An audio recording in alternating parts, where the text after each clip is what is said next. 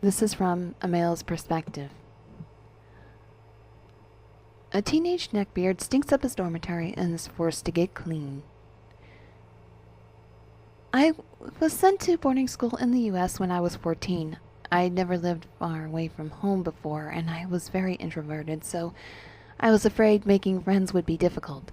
The campus was really big and green and beautiful, so I did not mind being out in a dormitory called Chesterfield, which was the furthest from the actual campus. Maybe a 20-minute walk. Most of my dorm mates were cool, but there was one door in the hall upstairs I had never seen open, even after orientation ended and classes began. I asked someone about it, and they just rolled their eyes and said, "Oh, that's Todd's room. You'll want to stay away from Todd." I found out that Todd is a 2-year sophomore. He's redoing sophomore year for the 3rd time. He barely ever left his room except when the housemaster intervened. He never took a shower. Literally, never.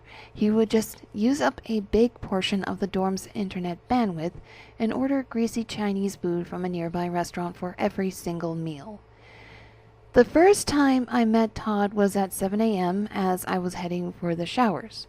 I swear I smelled him before I even stepped into the bathroom. It was a disgusting reek of body odor, flatulence, mold, and something undefinably but horribly organic, almost fishy.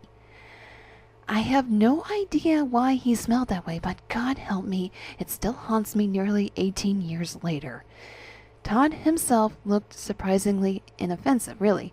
He was short and pasty and somewhere between fat and stout. He had a pretty thick, bushy red neck beard that, impressively, did not actually reach his face at all. It just stopped right at his jawline. His face was super greasy and pockmarked, and his hair was short and frizzy. He was wearing dirty, stained, and torn sweatpants that looked like they'd been used to soak up chemical spills or something, and a ragged t-shirt. He looked like an Amish garden gnome. He looked like the killer elf put in charge of the licorice and onion cookies. He looked like a bad Oscar the Grouch cosplay. He also smelled like Balrog's jockstrap. As soon as I walk in, he points a chubby finger at me, looks at me all intense, and yells, "Who the fuck are you?"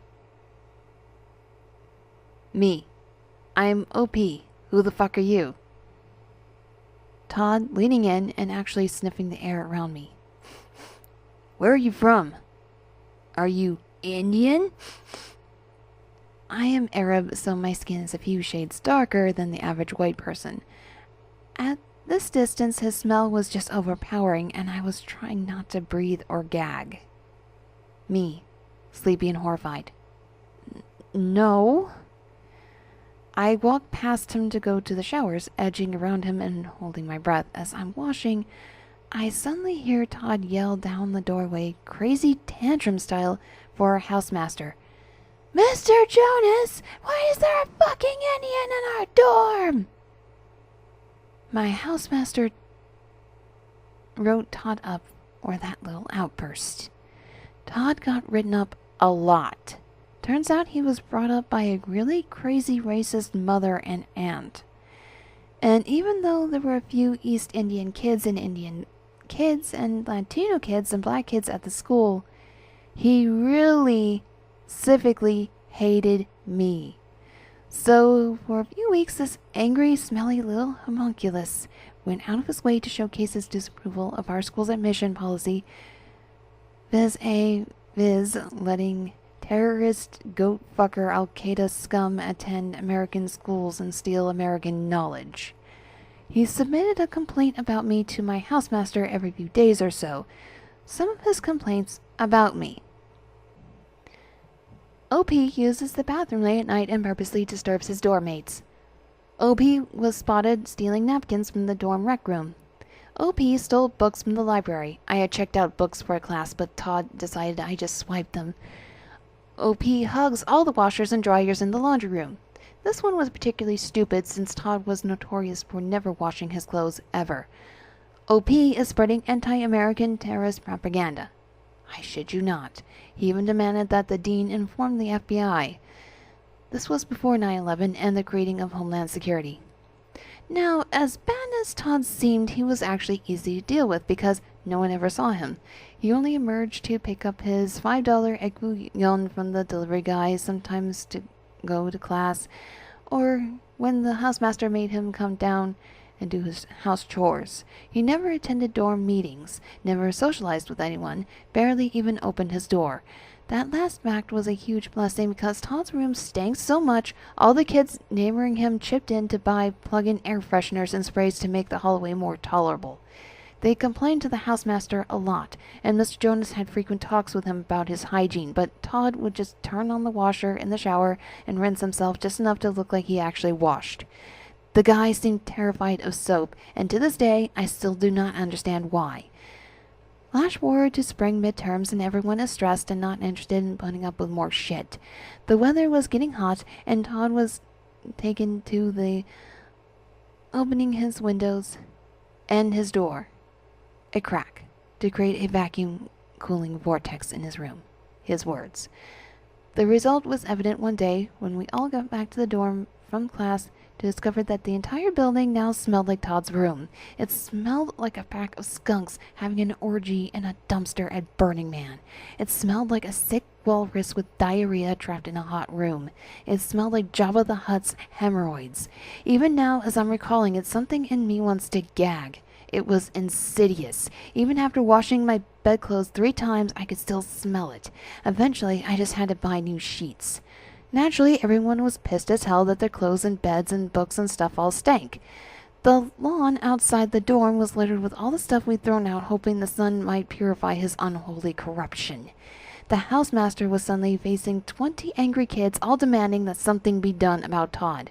To make matters worse, the housemaster's family lived in an attached house, so their space got some of Todd's signature musk, and Mrs. Jonas was even angrier than we were.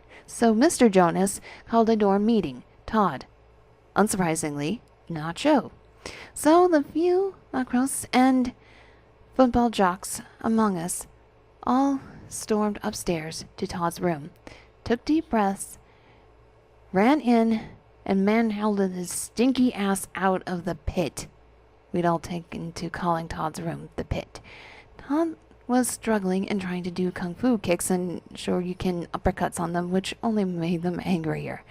One of them starts pulling Todd down the hall suddenly, shouting, "Fuck the meeting! Let's get him in the fucking shower!" So, 4 kids are now dragging a screeching Todd by his arms and legs down the hall as a 5th turns on the water. But there's a problem. Who's going to strip this kid? No one wants to touch any more of him than they have to, and absolutely no one wants to see him naked. Todd was angrily threatening everyone and calling them pussies and cowards and promising to report them all for this violation of his human rights. Then the 5 jocks, as one, all shrug, pick him up and just heave him into the shower, clothes and all. Now, Todd is writhing on the wet floor of the shower, actually hissing like a vampire as the water sprays on his face, pretending to be hurt and occasionally squealing. Like actually squealing like a pig, like the movie Deliverance. Everyone in the dorm had crowded around as best as we could. It was a small bathroom, and we can even hear Mr. Jonas coming up the stairs, yelling about the noise. One of the guys, Eric, hero of the hour, and also Todd's immediate neighbor, grabs the mop from the cleaning cupboard, the same one we used to mop the dirty floors, and brandishes at Todd. Either you grab some soap and start scrubbing Todd, or I'm using this. Okay, Todd? We're sick of this. You have been sticking up this dorm for nearly 3 years now, and we've had enough. I'll wash you with this mop, Todd, like they wash elephants at the zoo, unless you pick up that soap over there and start cleaning yourself. His voice is calm, but that shaky edge to it that implies someone is just a hair's breadth away from snapping. I honestly remember his knuckles were white where he gripped the mop. That scene is burned in my memory. I was standing on the toilet, short, to see over Eric's shoulder. Todd was kneeling in the water, all dramatic, his eyes as wide as they could go, eyeing Eric and the rest of us, eyeing the mop, water dripping down his frizzy beard and soaking into his clothes.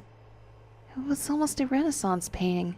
So Mr. Jonas has by this point forced himself into the crowded bathroom and is taking in the scene. He stands perfectly still for about 7 seconds, all of us looking at him except Eric, the champion, who was staring Todd down with the determination of Hercules facing Cerberus. Todd is trying to look extra pathetic and victimized to curry more sympathy with the housemaster. Then Mr. Jonas just points at us with a stern look and says, "Do not hurt him." And then he turns around and walks out of the bathroom. Outside, we can hear him telling some of the kids to grab some masks and gloves from the cleaning supply closet, and his disgusted groan as he opens the door to Todd's room and gets a face full of the reeking swampy stink.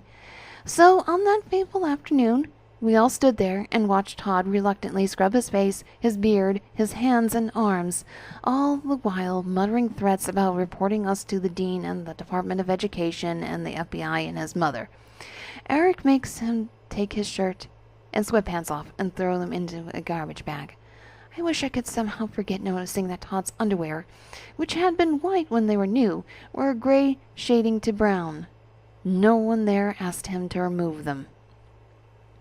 Mr. Jonas and a few heroic doormates cleaned Todd's room out, removing a good 3 big trash bags full of old rotten Chinese food, pizza boxes, wadded tissue paper, half disintegrated shoes and socks, and various other pieces of human debris.